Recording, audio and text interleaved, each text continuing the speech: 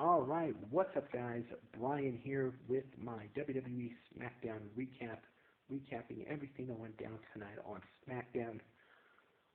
Just going to give a quick recap to it.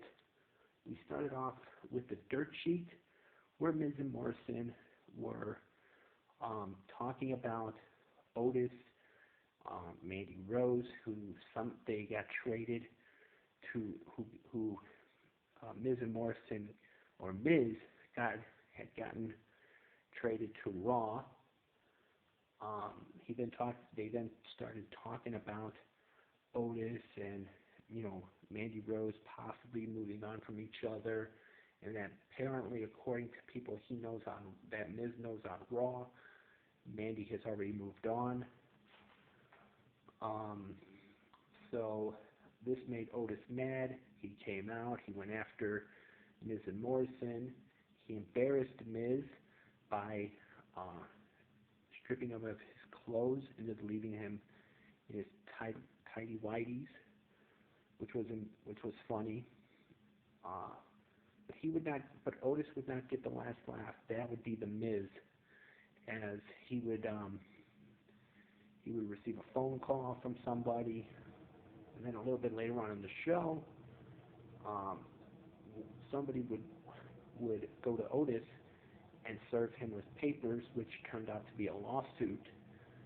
And in the lawsuit, it claims that Otis is providing an unsafe work environment, that all these different things, and there are two options for Otis to get out of this.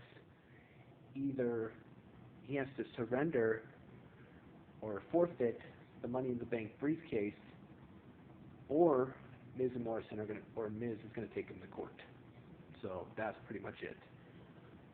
Obviously, my opinion is this is probably going to lead to some kind of thing where it's going to be a match between the two for the Money in the Bank briefcase. So, also tonight, we found out another huge match for Clash of Champions. It is going to be for the Smackdown Tag Team Championships.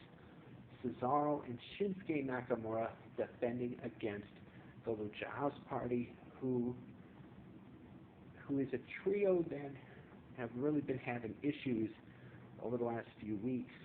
And it seems like it's been since Kalisto came back that they started having these issues.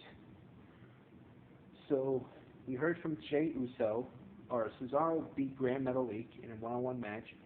We heard from Jey Uso talking about his upcoming title match, where he's going to be challenging for the Universal Championship at Clash of Champions against Roman Reigns. We had a moment of bliss hosted by Alexa Bliss. Her guest was her best friend, Nikki Cross, who she asked, what's going to be different this time when she challenges Bayley for the SmackDown Women's title. Nikki told her that it's going to be different. There's no Sasha in Bayley's corner, and she's going to become the new SmackDown Women's Champion. Nikki then tried to ask Alexa, what's been going on with her, and before she could even answer, Lacey Evans came out and interrupted. This would lead to the next match, Nikki Cross versus Lacey Evans. Nikki would pick up the win over Lacey. After the match, Alexa Bliss, who was sitting on commentary, she would go into some kind of trance when Lacey mentioned the Fiend. She would then attack Lacey, hit her with Sister Abigail, and then walked off. Nikki Cross earned the opportunity at the SmackDown Women's Championship. As a bit of a side note, she earned that opportunity last week, winning a Fatal 4-Way, defeating Lacey Evans and Tamina. And if you want to count Alexa Bliss in that match, even though Alexa walked away in the middle of that match last week, then that in and of itself. We had what I put down as a Jey Uso, Roman Reigns, Samoan family history narrated by special counsel to the tribal chief, that being Mr. Paul Heyman, who ran through all the family dynasties, and there has been none stronger than the and I don't want to butcher the name, but Anoa'i dynasty. He made reference to Rikishi, who is the father of Jey Uso. He made the reference of Roman Reigns' father and uncle, Alpha and Sika. I believe Sika is Roman Reigns' father, and Alpha is his uncle. So that was pretty interesting. We heard from Sasha Banks 2 weeks after she was attacked by Bayley. She talked about how Bayley and her we're going to conquer and we're going to take over the company, that they were going to do it together. And then she said that, she made reference to comments that Bayley made last week, where Bayley said that Sasha was useless to her now, and she's right. She's useless to her now, and that Sasha was going to take the one thing that Bayley loves, and that being the Smackdown Women's Championship, which would then lead to Bayley attacking Sasha, trying to re-injure her, but before she could do any kind of damage, people were there to stop her. We then had AJ Styles versus Sami Zayn. Of course, these two have been embroiled in a bit of a rivalry with Jeff Hardy over the Intercontinental Championship. AJ picked up the win.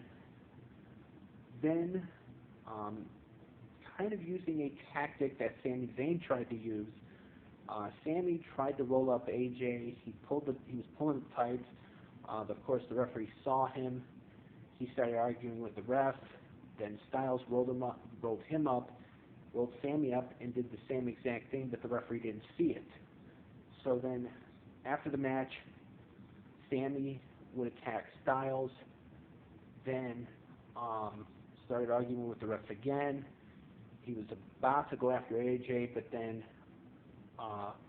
here comes Jeff Hardy, in my opinion, the rightful Intercontinental Champion, because Sami was stripped of the title a few months back because he wasn't able to defend it. So Jeff Hardy comes out. He goes after both. He goes after Sami. He goes after Styles. He grabs a ladder from under the ring, uses it, puts it in the ring. Was going to do, I think, a swanton or something off the ladder on Sami, but Sami got out of the ring. And then Jeff Hardy issued the challenge for Clash of Champions, a triple threat ladder match for the Intercontinental Championship. Whether or not that match happens, we'll have to wait and see next week. Then we had a backstage segment. Well, Otis was served with the papers for the lawsuit. Then we had a segment where Sheamus was talking to King Corbin. Then the security guard that helped Sheamus set up Big E a few weeks ago, he came in and he was like, and Sheamus was like, "Oh, thanks man, whatever you need, I'll get it, I'll do it for you." He then said that, and then the security guard told Sheamus that apparently his car was being towed, that Sheamus's car was being towed. So Sheamus runs out. He's like, "Wait, hey, where's my car? Where's my car?" He sees someone standing there, and he starts saying, "Hey, did you see them tow my car? What's going on?" The guy turns around, and it's Big E. And doing the same exact thing he tried to do the same thing to Sheamus that Sheamus did to him, but Sheamus threw that security guard in the way, and he wound up getting beat up. And he wound up getting beat up, and that was pretty much it. Then we had a promo for a mystery woman that apparently a lot of people are saying that it's Carmella, because last week they did a promo for this mystery woman, and people noticed a tattoo that the woman had, I believe, on her arm, I believe it was, or I think it was on her arm, her wrist, or what have you. And it's the same kind of tattoo that Carmella has. So this is looks like this is Carmella going to be repackaged in some way or some way. Then in the main event, we had Roman Reigns, the Universal Champion, teaming up with his cousin Jey Uso in a Samoan street fight against King Corbin and Sheamus.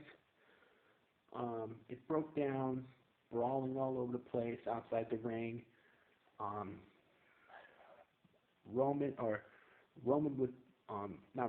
Jey Uso would pick up the win for his team when he would hit, I believe it was King Corbin with the Universal Championship, and then Roman would hit the spear, and then Jey Uso would hit the Samoan Splash, or the Uso Splash, to pick up the win for the team. After the match, they would have a celebratory hug, and basically, when Jey Uso left, it was all smiles. But then when Jey Uso turned his back, Roman looked very angry and gave an angry look towards Jey Uso, and that's how Smackdown went off the air, with Paul Heyman and Roman Reigns staring, or Roman Reigns mainly staring at Jey Uso. So that was pretty much it for tonight's Smackdown. I thought it was decent. A lot of good storylines, or not good storylines, but a lot of somewhat okay storylines heading into Clash of Champions coming up a week from Sunday. So with that in mind, this has been my WWE SmackDown recap. As always, I am Brian, and thank you for watching.